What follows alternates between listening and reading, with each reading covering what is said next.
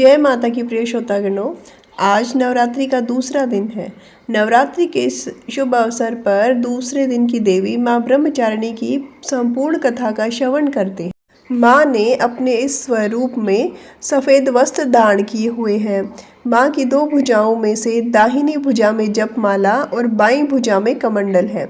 इनकी पूजा करने से भक्त के अंदर जप और तप की शक्ति बढ़ती है। माँ ब्रह्मचारिणी अपने भक्तों को संदेश देती हैं कि परिश्रम से ही सफलता प्राप्त की जा सकती है। भगवान शिव को पति रूप में प्राप्त करने के लिए माँ ब्रह्मचारिणी ने अत्यधिक कठिन तप किया था। शिव पुराण में वर्णन मिलता है कि श्री ब्रह्मा जी के आदेश अनुसार भगवान शिव जी को पति रूप में प्राप्त करने के लिए देवी पार्वती ने कठिन तप किया था। ब्रह्मा जी के आदेश के बाद महर्षि नारद जी ने देवी पार्वती को पंचाक्षर मंत्र यानी शिवाय नमः की दीक्षा दी थी।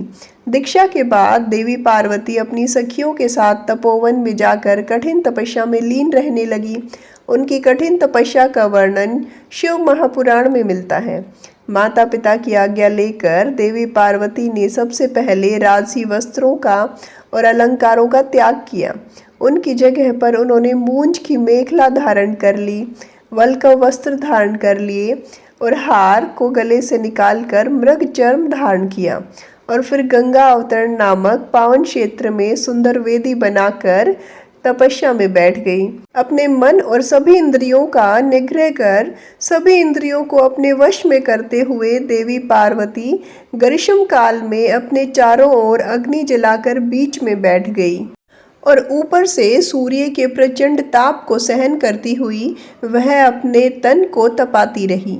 वर्षा ऋतु में खुले आकाश के नीचे शिलाखंड पर बैठकर दिन रात जल की धारा से अपने शरीर को सींचती रही। भयंकर शीत ऋतु में जल के बीचों बीच दिन रात बैठकर उन्होंने कठिन तप किया। इस प्रकार निराहार रहकर देवी पार्वती ने पंचाक्षर मंत्र का जप करते हुए सकल मनोरथ पूर्ण करने वाले भगवान सदाशिव के ध्यान में अपने मन को रमा लिया। अपनी पुत्री को विवाह लायक देखकर माता मैना और पिता हिमालय को अपनी पुत्री के विवाह की चिंता हुई। इतने में महर्षि नारद राजमहल में पहुंच गए।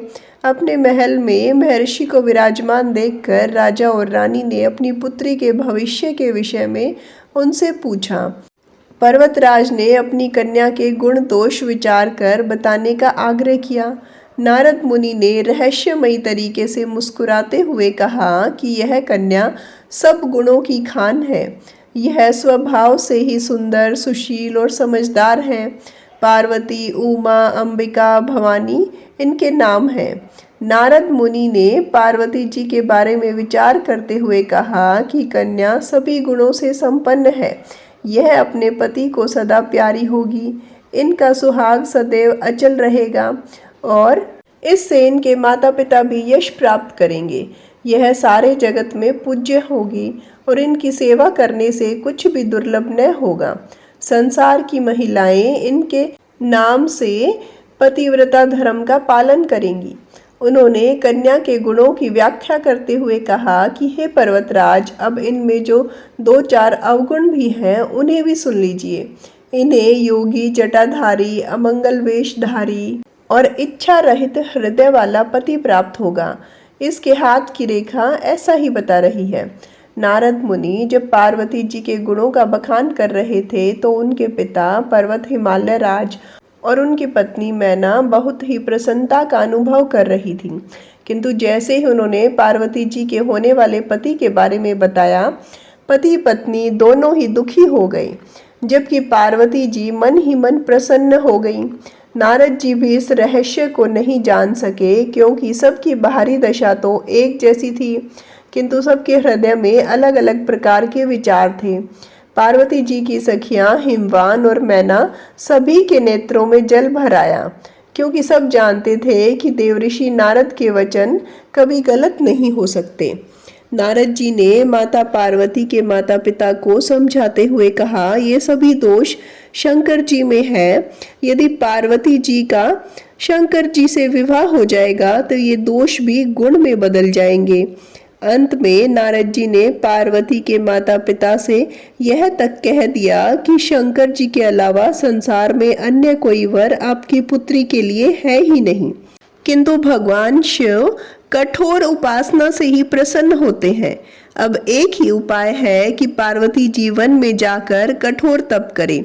देव ऋषि नारद की प्रेरणा से अपने माता पिता की आज्ञा लेकर देवी पार्वती हिमालय के घने वन में जाकर तप में लीन हो गई। पार्वती माता के तप में हठ से अधिक भगवान शिव को प्राप्त करने का अनुराग है, इसलिए उन्होंने शिव के चरणों का ध्यान करते हुए सभी प्रकार के सुखों का त्याग कर दिया। भगवान शिव के चरण कमलों में इतनी खो गई कि अब तो उन्हें अपने शरीर की सुध ही नहीं रही। माँ पार्वती ने अपने तन और मन से अपने आप को पूरी तरह तपस्या में लीन कर लिया। 1000 वर्षों तक मूल और फल का और 100 वर्ष तक उन्होंने केवल शाक का ही आहार किया।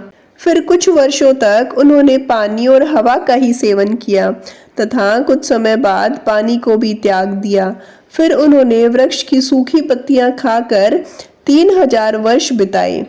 तब देवी पार्वती ने पत्तियों को भी खाना बंद कर दिया। तब देवी का नाम पड़ गया अपर्णा। तभी देवी पार्वती की इतनी कठिन तपस्या को देखकर आकाशवाणी हुई, हे देवी, तुम्हारी मनोरथ पूर्ण हो जाएगी। अब तुम हठ और तप छोड़कर अपने घर जाओ, भगवान शंकर तुमसे मिलने जल्दी आएंगे।